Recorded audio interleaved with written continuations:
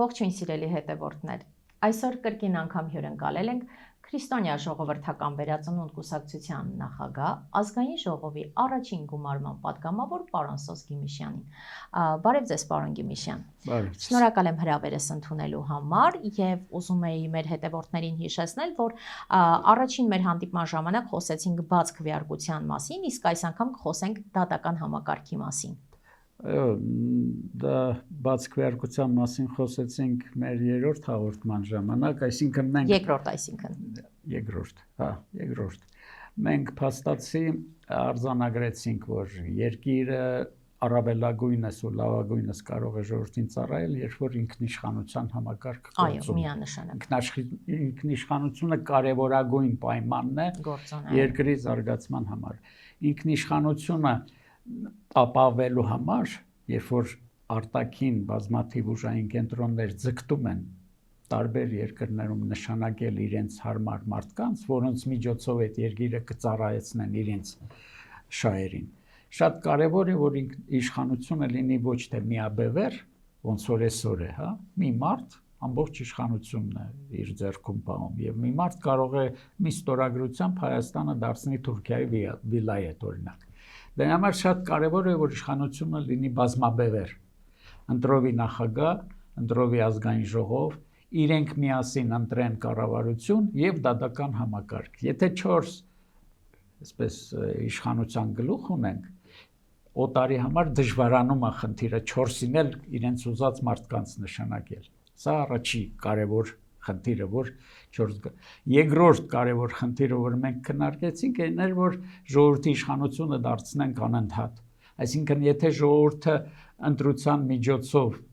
հաջողվել է օտար ուժերին, փողի եւ ուժի միջոցով փաթաթել երկրի վզին իրենց ուզած ղեկավարին, ժողովուրդը իրավունք ունենա ստորագրահավաքի միջոցով նոր ընտրություններ նշանակի։ Սա նախ կզսպի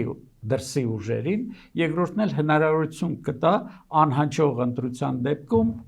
ստորագրահավաքի միջոցով նոր ընտրություններ նշանակել եւ հասնել նրան, որ ընտրված մարդը ծառայի երկրին, ոչ թե օտարին։ Սա կարևորագույն երկրորդ խնդիրն էր։ Եվ երրորդ խնդիրը, որ մենք քննարկեցինք, դա բաց քվեարկության մասին, այսինքն ինչպես անենք, կարող ենք 100 անգամ ընտրություն անցկացնել, 100-ն էլ կեղծվի, ոնց որ 36 տարվա մեջ Հայաստանում եզակի բացառություններ, եթե չհիշենք, բոլոր ընտրություններն ու հանրաքվեները կեղծվել են։ Ինչպես անենք, որ ընտրությունը վստահություն առաջանա նախընտրողի մոտ եւ ընտրության արդյունքները հստակ լինեն, կասկածի ենթակա չլինեն։ Դա իմ գնահատմամբ մոտեցումը հետեւյալն էր, որ բաց քվեարկում, այսինքն տեղամասում ընտրողը փակ է քվեարկում, բայց ընտրությունները ավարտվելուց հետո հրապարակվում է ընտրողների ցուցակ, ով է մասնակցել ընտրություններին եւ ով ում կողմ է քվեարկել։ Այդ դեպքում 100%-անոց վստահելի, 100%-անոց լեգիտիմ իշխանություն կստանանք, որը մեծ ուժ է։ Բայց կարծում եք հավանական տարբերակ է, պարոն Գիմիշյան։ Իսկ ինչու ոչ։ Եթե մենք ենք որոշում մեր սահմանադրության։ Դե եթե աշխարհում նախադեպ չկա, գիտեք ինչի չկա, եթե ամեն դեպքում վտանգները հետապնդում։ Տեսեք, ինչու չկա նախադեպ, որովհետև աշխարհը շատ էլ բազմաթիվ անգամ կրկնում է, որ իշխանության լեգիտիմությունը կարևորագույն խնդիր է, որ յուրաքանչյուր երկիր պետք է լուծի, բայց ասում է փակ գաղտնի անցկացնենք, որ դու գաս տեղամասում 5 րոպե իշխանություն ունենաս, քվեաթերթի կվերցրիր, քցելուց հետո դու էլ իշխանություն չունես, հաշվողը կհաշվի ու կասի ով ընտրվել։ Էս է ուզում։ Ինչի ով է դա ուզում։ Աշխարհի կառավարիչները, արտաքին ուժերը, ասում են փակ գաղտնի ընտրությունները միայն, որ հանգարց մեր ուզածը չլինի, մենք կարողանանք կեղծիքի միջոցով մեր նպատակներին հասնենք։ Մենք հայ մարդիկ ենք, հայ ժողովուրդը հազարամյակներ շարունակ շատ բան է տվել մարդկությանը, հիմա էլ առաջարկում ենք բաց քվեարկություն։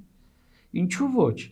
Ինչու չերևա, որ ես Սոս Գիմիշյանս եկել եմ ընտրատեղամաս, քվեարկել եմ Կիրակոս Կիրակոսյանի կողմ։ Ինչն է խնդրեմը։ Եվ երբ որ երևում է, բոլորը տեսնում են, որ իսկապես այս մարդը ընտրվել է, մեծամասնության ձայն է ստացել, հետընտրական բախումների կարիք չկա, չէ՞։ իշխանության նկատմամբ վստահություն կա։ Ընտրվողը արդեն ունենալով թիկունքում իսկապես ժողովրդի ձայնը ուժ է ստանում, որ երկիրը ճիշտ ուղու լավագույն ճանապարհով տանի, զարգացման ճանապարհով տանի։ Կարևորագույն խնդիրը ես իմիջիայլոց արտասահմանի փորձագետների հետ էս որ հարցը որ քննարկում եմ, ասում են no, ասում եմ ինչի no։ Ինչն է խնդրեմը։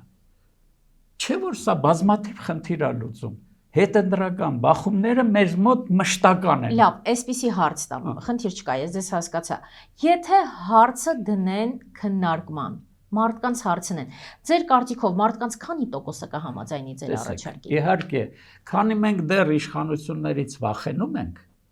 մենք չենք ուզենա, որ մեր ձայնը քվեարկության արդյունքը հրապարակվի։ Օրինակ Երևա, որ Սոս Գիմիշյանը քվեարկել է Կիրակոս Կիրակոսյանին, իսկ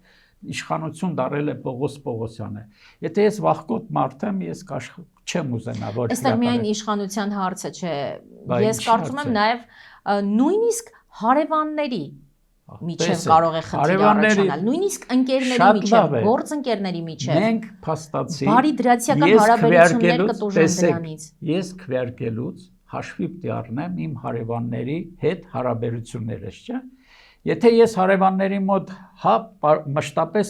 հայոյել եմ գործող իշխանությանը, բայց գնացել եմ ընտրության, ընտրել եմ գործող իշխանությանը, իմ հարևանը կասի չես ամաչում, ամոթ բառը մենք շուտվանից մոռացել ենք։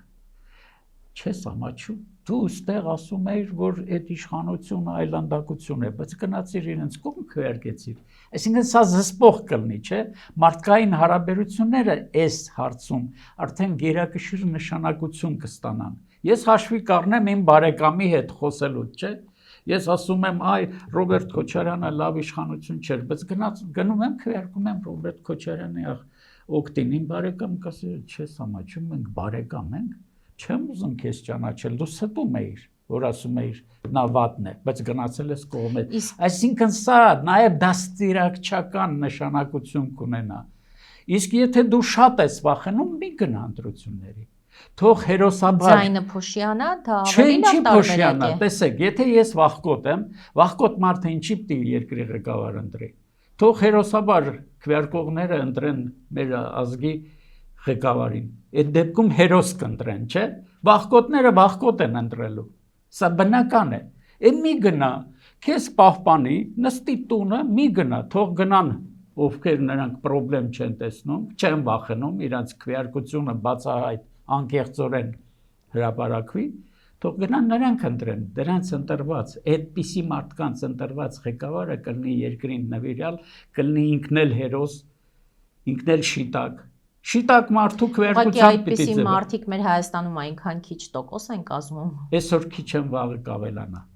Բա այդպես պիտի ավելացնենք, բա իհարկե, երբ որ շիտակ մարդիկ են ընտրում ղեկավար եւ վայելում են այդ իշխանությունը, իհարկե մյուսն էլ կուզենա այնպես լինի։ Հետաքրքիր առաջարկ է, բայց կոնֆլիկտների տեղի կտա շատ իմ կարծիքով։ Չկա համակարգ, որը թերություն չունի։ Իհարկե, այստեղ կարելի է ասել մի թերություն, հա, մարդը կվախենա, որ իր ձայնը քվեն հրապարակվի։ Միակ, բայց ես բազմաթիվ դրական բաներ եմ ասում։ Տեսեք, հետընտրական բախումները մեր երկրում մշտական են, արյունահեղություն, մարդասպանություն, ինչ ասես չենք տեսել, չէ՞, բոլոր ընտրություններից հետո բախումներ են եղել։ Հիմա դրա կարիքը չի լինի, հրապարակվում, բոլորը տեսնում են, ասում են, հա, դա էս մարդը ավելաձան հավաք է։ Ուրեմն ինքը նաև իմ նախագահն է դառնում անկախ նրանից, որ ես իրեն դեմ եմ քվեարկել, որտեղ վստահում եմ քվեարկության առ։ Իսկ երբ որ վստահություն չկա, էս է լինելու երկիրը միշտ ցնցումների մեջ է լինելու, իշխանության նկատմամբ անվստահություն է լինելու մշտապես, իսկ եթե իշխանություն ժողովուրդ միասնական չեն, դրական արդյունք մի սպասեք։ Առանց ժողովրդի աջակցության ոչ մի իշխանություն դրական արդյունք չի կարող ստանա։ Իսկ դա հնարավոր է, երբ որ ժողովուրդը տեսնում է, որ նա իսկապես ընտրված է։ Բացի դրանից նա իրավունք ունի, եթե տեսնի իսկապես ընտրվածը իրան ճիշտ չի պահում, ստորագրահավաքի միջոցով նրանից ազատվել։ Կամ այն փոքրամասնությունը, որը դեմ է քվեարկել, Որոշ ժամանակ անցնում է, տեսնում է, որ սխալ է գործում, այս ժողովրդի կողմից, մեծամասնության կողմից ընտրվածը, ինքը սկսում է հավաքում եւ նոր ընտրություններ են նշանակում։ Ամեն տարի փաստացի, ինչպես նախորդ անգամ էլ ես ասացի, պետք է լինի ընտրություն այդ դեպքում։ Թող լինի։ Նախ ընտրական փուլ, նորից խնդիրներ։ Տեսեք, աշխարհը ընդունում է հետեւյալ թեզը, որ բոլոր կարևորագույն խնդիրները երկրում պիտի լուծվեն հանրաքվեների միջոցով։ Օրինակ այսօրվա հանրաքվեի մասին օրենք արգելում է տարին մի 5 անգամ հանրաքվե անցկացնել։ Չի արգելում, չէ՞։ Իսկ ինչու հանրաքվե կարելի է, իսկ նույն հանրաքվեն չի նախագահի ընտրությունը։ Իսկ տարին մի անգամ նախագահի նոր ընտրություն տալ փոքրամասնությանը այդպիսի հնարավորություն չգնալ հրապարակներում կարմիր բերետավորներին, նրանք էլ են մեր զավակները, նրանց հետ բախվել, պահանջել, թող գնա զորով։ Մենակ կա սահմանադրական ճանապարհ, ստորագրահավաք, փոքրամասնությանը տալիս են հնարավորություն։ 100,000-ը մեծ թիվ չի, 3 միլիոնի բար։ Գնա փոքրամասնություն, մի գնա տարի այդ դեպքում պետք է պարտադիր լինի ընտրություններ։ Մի գնա բախման, մի գնա ընթարումների, մի հրմշտի այդ երեխային հա զինվորական հագուստով, դա մեր երեխան է։ Թշնամանք մի ստեղծեք իրար մեջ։ Գնա ստորագրահավաք հավաքի նոր ընտրություններ, եւ եթե նախագահան լավն է, նորից վերընտրվում, ինքը ավելի է ուժեղանում։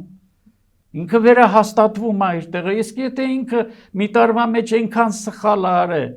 այնքան ավիրավոր է ժողովրդին, որ իրան արդեն դուրս են շպրտում, շատ լավ է։ Ասում եմ, հանրաքվեի իրավունք այսօր հայ ժողովուրդը ունի տարին 5-10 անգամ հանրաքվե անի։ Ես կարծում եմ, կարևոր խնդիրների վերաբերյալ 100 տարին մեկ հնարավոր չէ նույն նախագահը վերընտրվի, եթե ձեր ասած օրենքը գործի։ Ինչու՞։ Վստահ եմ, որովհետև փոքրամասնություն հայերս միշտ ամեն ինչից հիմնականում դժգոհ ենք, այդ 100,000 հոգուն միշտ կգտնենք։ Բայց ինչպես, հա, գտանք նոր ընտրություն, ես էլ վերընտրվեցի։ Շատ լավ է։ Ես վերընտրվեցի, որովհետև իմ մի տարվա անելիքների մեջ լիքը դրական կա նաև թերություններ, սխալներ, բայց ոչ հանցագործություն։ Իսկ եթե հանցագործեմ, թող ինձ դուրս շպրտեն։ Պարոն Գիմիշյան, որքան էլ որ դուք լավ կառավարեք,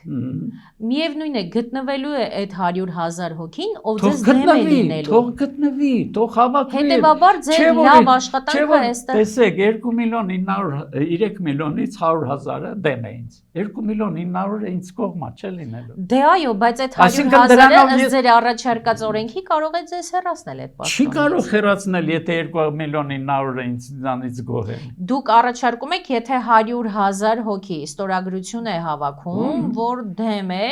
տվյալ առաջնորդի աշխատանքին։ Չէ, չի դեմ ասում, ասում են նշանակում ենք նոր նախագահի նոր ընտրություններ։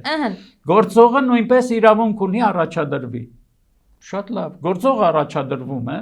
այսօրվա գործողը։ Եվ 100,000 հոգին դեմ է քվեարկում։ Դեմ է քվեարկում, այդ դեպքում 2,900,000-ն էլ կողմ քվեարկեն։ Ընդամենը 100,000-ն է դեմ, չէ՞։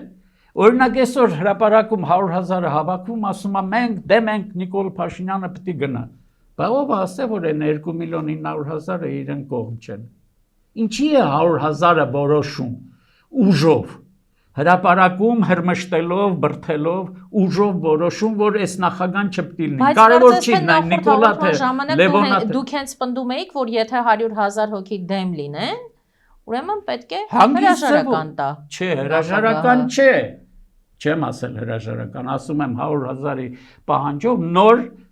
նախագահի նոր ընտրություններ են նշանակում, հրաժարական չէ, ինքը նորից առաջադրվում է։ Հա, ես հասկացա ձեզ, այսինքն 100,000 հոգու առաջարկով նոր ընտրություններ է լինում, նորից եթե նախկին նախագահը վերընտրվում է, շարունակում է գործել։ Այդ տարբերակն է։ Այո,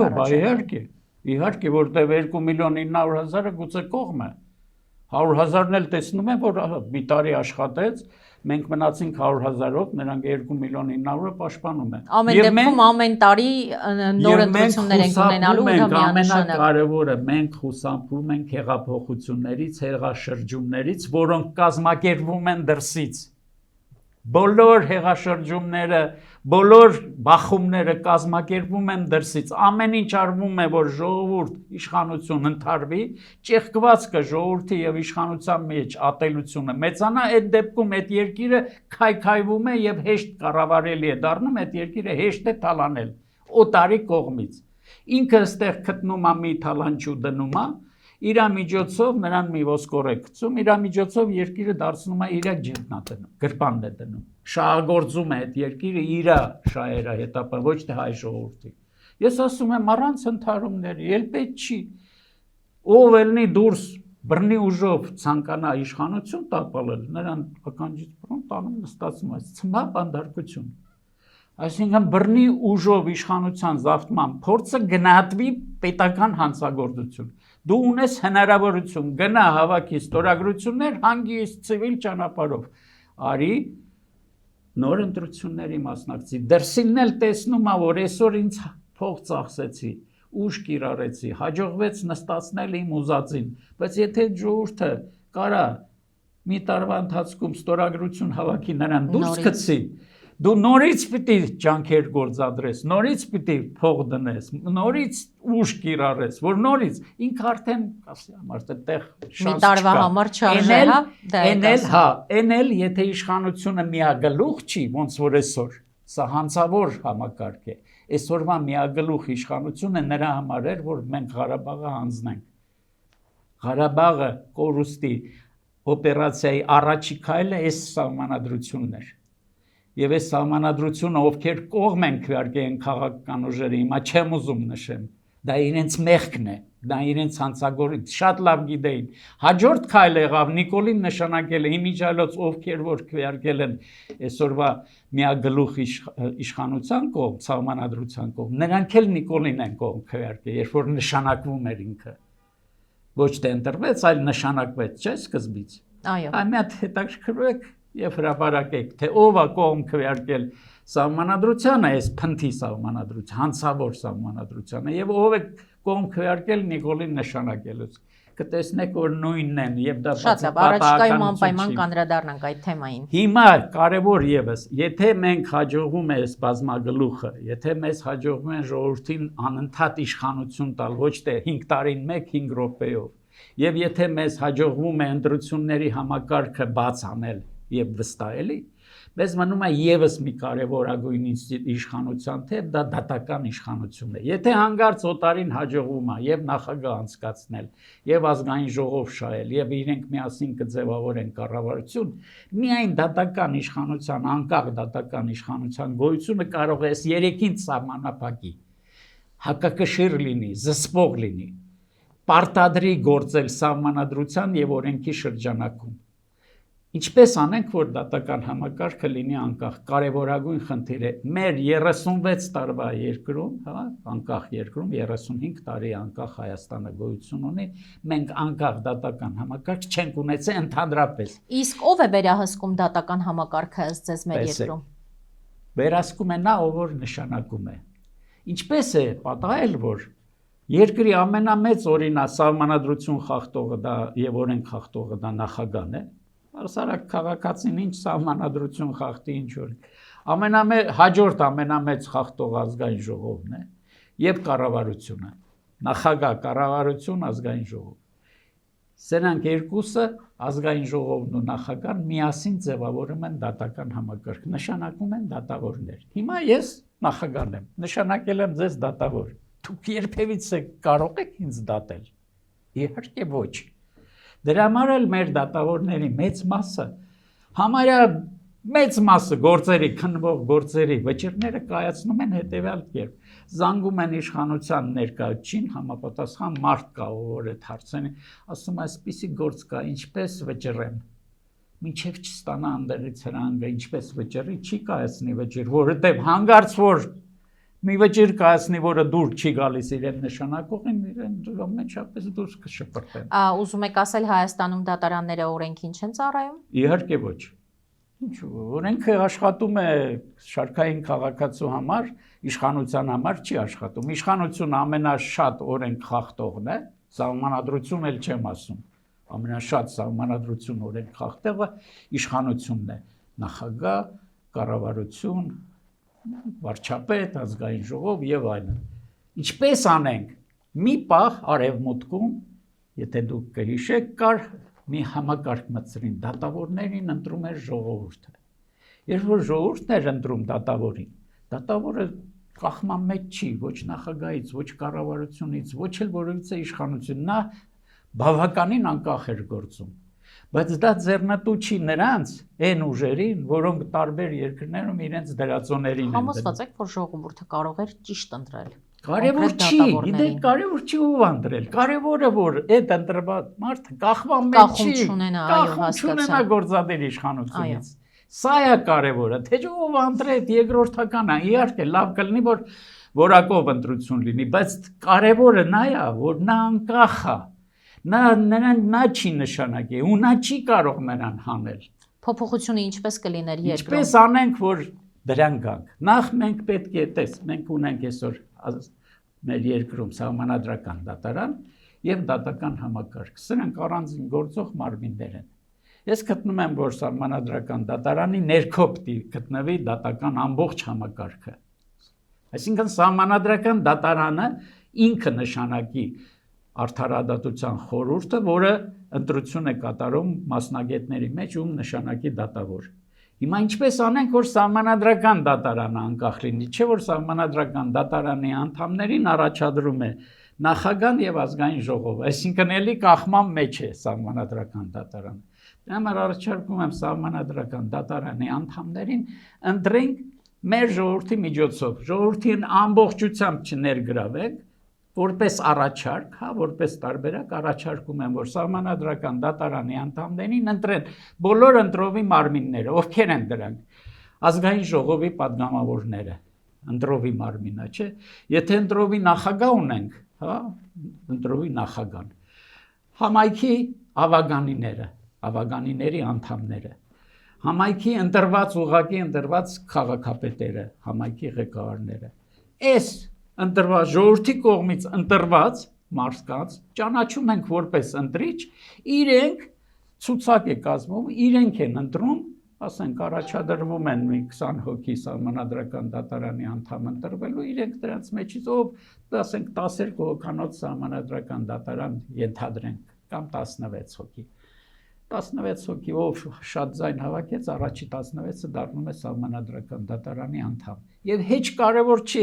այդ ավագանին կարող է մի տարի հետո, 2 տարի հետո էլ ավագանի էլ չլինի։ Կարևորը որ սահմանադրական դատարանի անդամը կախման մեջ չի ոչ նախագահից, ոչ ազգային ժողովից, ոչ էլ կառավարությունից։ Հուսանք ձեր առաջարկը մի օր նախագիծ կդառնա ու կյանքի կկոչվի։ Կարծում եմ դա համակարգային խնդրի լուծման տարբերակ է։ Ես կարծում եմ, որ ցավոք սրտի մեր ժողովուրդը ընտրության է գնում անձերի հետևից, ես կուզենայի, որ նաև ծրագրերի հետևից գնար ժողովուրդը, հաշվի առներ, թե ինչ է առաջարկում այս մարդը մեր երկրում, ինչպիսի համակարգ ստեղծենք, որ հնարավոր չլինի օտարին մեր երկրում դրածո նշանակի։ Մեր երկրում 35 տարի է իշխանությունները շատ մասամբ զգալիորեն ենթակա են եղել դրսի ուժերի թելադրանքին։ Շատ լավ, եւ վերջում այսպիսի հարց, ինչպես քաղաքացին կողմնորոշվի ում ընտրի այսքան ուժերի մեջ։ Տեսեք, այսօր 18 թե 19 առաջարկները բավականին շատ են, քաղաքական ուժերը շատ են, ինչպես կողմնորոշվի։ Երբ որ մի քիչ այսպես ուսումնասիրում ես այս ներկայացված քաղաքական ուժերը, այդտեղ որ առաջին նախագահի շահերը պաշտպանող կա, երկրորդ նախագահի շահերը պաշտպանող կա, երրորդ նախագահի շահերը պաշտպանող կա։ Նիկոլ Փաշինյանի այսօրվա 4-րդ իշխանության շահերը պաշտպանող կա, հայ ժողովրդի շահերը պաշտպանող 1-2 հազիվ, այնել մեծ այսպես դժվարությամբ գտնես։ Ես առաջինը ինչ իմ մոտեցումը, քանի որ նախկին իշխանությունները իսկ ամսի 7-ին նախկին են եւ առաջինը, երկրորդը, երրորդը եւ այսօրվա 4-րդ նախկին իշխանություն է դառնում ամսի 7-ին։ Վերջանում է ժամկետը։ Նախկիններին կմերժեի։ Ինչու՞։ Հիմնավոր եմ, հենց այնպես չի, չեմ ասում։ Հայաստանի հայ ժողովրդի արչև նորանկախ Հայաստանի Հանրապետությունում ամենագլխավոր հարցը որն էր՝ Ղարաբաղի հարցն էր։ 4-ն էլ Ղարաբաղի հարցը միասին տապալեցին։ Նիկոլ Փաշինյանը օդից չի եկել։ Նիկոլ Փաշինյանը Լևոնի, Ռոբերտի, Սերժի գործունեության արդյունքն է, պսակն է։ Այսօրվա էլիտան օդից չեկավ, էլի իրենց գործունեության արդյունքն է։ Ամեն մեկը յուրովի նպաստել է Ղարաբաղի կորուստին, յուրովի։ Մեկը շատ, մեկը մի հարցում, մեկը մյուս հարցում, ես կարող եմ դրանք էլ հատ նշել։ Դրա համար, քանի որ իրենք կարևորագույն խնդիրը մեր ազգի առջև կանգնած տապալել են, 4-ին էլ մերժել։ Ոչ միայն այդ 4-ին, այլ նաև իրենց կողմից ստեղծված ճտերին։ Այդ 19-ի մեջ ոչ միայն 4-ն են, այլ նաև իրենց կողմից ստեղծված տարբեր կառույցներ կան։ Եթե հետաքրքիր է, ընտրողը կարող է հարց ու փորձ անելով ճանաչի բոլորին։ Բոլորին էլ կարելի է հիշել, ով է ստեղծել երբ։ Նաև սա մերժել։ Ընտրել հարց ու փորձ անելով։ Գիտեք, տեղեկություն ստանալով։ Եթե ես ուզում եմ իմանամ այս քաղաքական ուժը ինչ է ուզում, ես փորձում եմ հասկանալ ոնց է ձևավորվել, ով է ձևավորվել, ում կողմ է եղել, ոնց է քվեարկել։ Ով է բերելում մարդն է, հա, ինչպես սովորաբար դրանից ելնելով, իհարկե, այստեղ բազմաթիվ են այդպիսի կառույցները։ Այս 18-ի մեջ բազմաթիվ են այդ կառույցները, որոնք ստեղծված են իշխանությունների, նախկին իշխանությունների կողմից, որտեղ իշխանություն լինելով որոշակի հնարավորություններ են դզել եւ այսօրվա այդ հնարավորությունները օգտագործելով, այսպես ասած, ճտեր են աճացրել։ Ճտերը մտնում են դաշտ կոնկրետ խնդիրներ լուծելու համար, ֆինանսավորվում են այդ ուժերի կողմից։ Կարելի է, ցանկության դեպքում կարելի է հասկանալ 1, 2, 3 ուժ կա, որ կարելի է քվեարկել։ Ես չեմ ուզում ուղղորդեմ, ես ունեմ իմ կարծիքը, բայց մի հատ ցանկություն ունեմ, խնդրանք ունեմ մեր քաղաքացիներին։ Երկիրը ծանրագույն վիճակում է, շատ վտանգավոր վիճակում է գտնվում։ Վտանգը միայն Ադրբեջանի պատերազմը չի, վտանգ կարող է լինի եւ Պարսկաստանի կողմից, վտանգ կարող է լինի եւ Միացյալ Նահանգների կողմից, եւ Ռուսաստանի, եւ Ֆրանսիայի, եւ Չինաստան, Հնդկաստանի, Հայաստանի տարածքում բախվում են այսօրվա աշխարհի ամենահզոր պետությունների շահերը։ Տրամպի ճանապարհով բախվում է Ռուսաստան, Միացյալ Նահանգներ, Չինաստան, Հնդկաստան, Պարսկաստան շահերը։ Մենք կարող է այսօրվա իշխանությունը, որ ասում են մենք խաղաղության իշխանություն ենք, այսինքն Ադրբեջանի հետ պատերազմ չի լինի։ Այդ պատերազմը ոչ մեր այսօրվա իշխանությունն է որոշում, ոչ էլ Ալիևն է որոշում, իրենք տերեր ունեն, նրանք են որոշում, իրենք ինքնագլուխ պատերազմ չեն կարող անել։ Ենթադրենք այդ պատերազմից խուսափեցինք, բայց կարող ենք վտանգի առջև կանգնել շատ ավելի խոշոր պատերազմի, խոշոր դերությունների պատերազմի Հայաստանի տարածքում, եթե բախվեցին նրանց շահերը, Հայաստանից բան չի մնա։ Այն ինչ որ կատարվում է Ուկրաինայում, դա գերհզոր պետությունների շահերի բախումն է Ուկրաինայի տարածքում, Ուկրաինան այդտեղ պարզապես զոհ է, օգտագործվող է։ Չեմ ուզում Հայաստանը դառնա գերհզոր պետությունների ձեռքում խաղալիք օգտագործվող, որի պատճառով մեր երկրի տարածքում ծանր խոշոր պատերազմ լինի։ Այսօրվա իշխանության տարվող